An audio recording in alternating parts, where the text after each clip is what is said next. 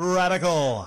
Welcome to Radical Rapid Fire Comment Response for July 4th through July 10th, 2022. Short comments, quick replies. SirBot42. Rick, I triple dog dare you to do gaming news and actually stick with it. All three consoles, not just the big news either, all of it. Okay, so your request is for me to stick with the gaming news, which I am, I am. Pretty much a nightly. I think it averages as nightly gaming news and whatnot. But you want me to do all three consoles. Okay, so I should stick with the gaming news and do all three consoles. Then what about PC? Isn't there PC gaming news? Well, you throw that in there, right? So, but you're wanting me to do PlayStation 4, Xbox, and Switch. Okay, and not just the big news either, all of it. Okay, you have to be joking there. All of the news. Like all of it. Anything that could be considered possibly to be news. So that covers all consoles, all games, all updates. Okay, we'll get right on that. I'm going to have 257 uploads every single night on gaming news. All of it. Every single bit of it. Ninja Master. Do you try to work a niche of goods if you can get the supply or always stay general merchandise? Love these episodes, by the way. Well, first and foremost, I look at what I have. I have a lot of magazines. I have a lot of comics. I have a lot of DVDs. I have a fair bit of games. I would say not a lot. Less than 100 games. I have a lot of that. And I focus on what I have the most of. And I bulk a lot of that stuff together. Because I've seen some tables where they have their stuff just kind of unorganized. And they might have some DVDs over here, some games over here, some stuff mixed together. I like to bulk everything else together and put it all at the front. Nothing behind that. Everything at the front to where it's really easy for people to come by and thumb through the DVDs and the disc and all the stuff you have. Now, when it comes to niche goods, I have a small box that I keep certain niche goods. Like that's what happened when I had the Pokemon Ancient Mew cards. I knew there's certain customers that wanted certain things, so I try to keep those things specifically. If I know it's a big buyer of certain things, I'll keep that stuff away from the general population of flea market goers. For instance, that guy you heard on the last edition of Flea Market Chats, I'm going to get some Adam Warlock cards and put together like a package for him. So if I want to see him, I'm like, hey, here you go. You mentioned Adam Warlock, boom, right there. So I might get a sale, and they appreciate that. Josh Simpson. I would guess there are a lot of men that click on her videos talking about Lady Decade because she's attractive, and then people probably come back because she has a pretty good channel. Okay, on those fronts, both of those are objective things.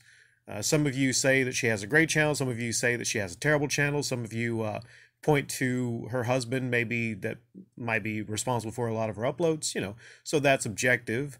I would say it's a decent channel from everything I've seen.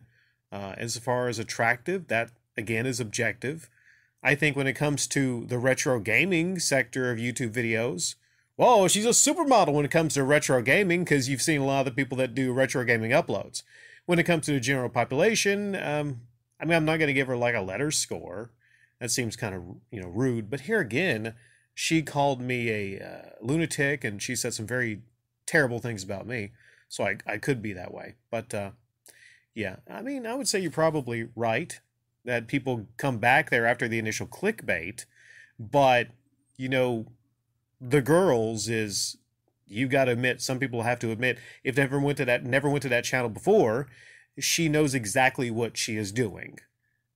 And I think it's kind of weird that she might reject that notion that she doesn't. She does.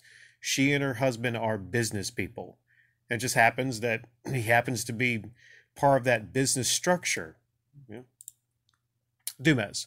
You missed a story where Sony is pulling a bunch of movies off their service.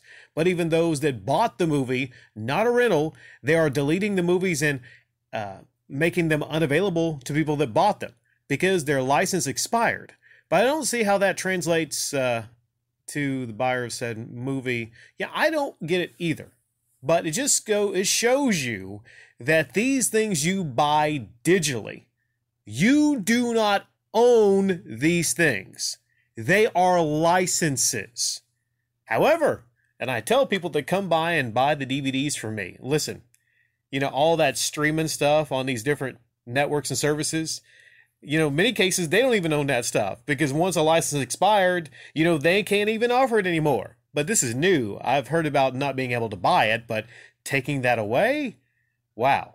It's something. But if you buy a physical copy of something like a DVD movie, I know it's not as flashy as streaming it, whatnot, not as convenient as streaming it. But guess what? You will own it until the end of time. That's something that you actually own, unlike something that you stream. Arioka. Good, now that Elon Musk backed out from his Twitter deal, he can now focus on purchasing Intellivision for $5 from Tommy Tallarico and release to market the damn Amico console packed in with cornhole. Yeah, let's just get a damn release, huh? We've been waiting forever. Let's get this cornhole out of there. Let's get it out of there and get it into people's hands. People need to play with their cornhole is what's going on here. So Elon Musk, wouldn't it be kind of funny?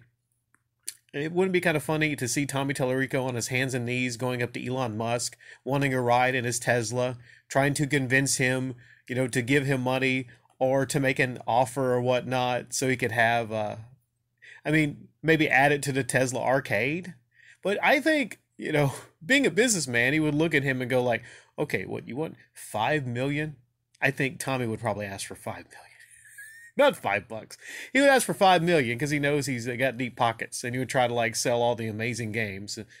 But he's probably just, he's going to look at him like, well, listen, to Tesla Arcade, those games are far better. Anything on the Tesla Arcade is far better than what's going to be on this console. And how would you work that into the Tesla X? How would you? It would have thousands of lights. I don't even know if that's legal to have all this flashing lights in your vehicle. Even if the car's driving itself, a state trooper would pull you over like, what the hell are you doing, boy? What are you doing? I'm playing with my cornhole. I love this cornhole game. So that brings up a lot of questions and whatnot. How they would integrate the controller and whatnot into that interface. But leave it in the comment section down below. Is that a union you think would be very beneficial to both parties? Tommy Tallarico teaming up with Elon Musk to create an amazing new rolling game console Amico. The Tamiko? Is that what they would call it?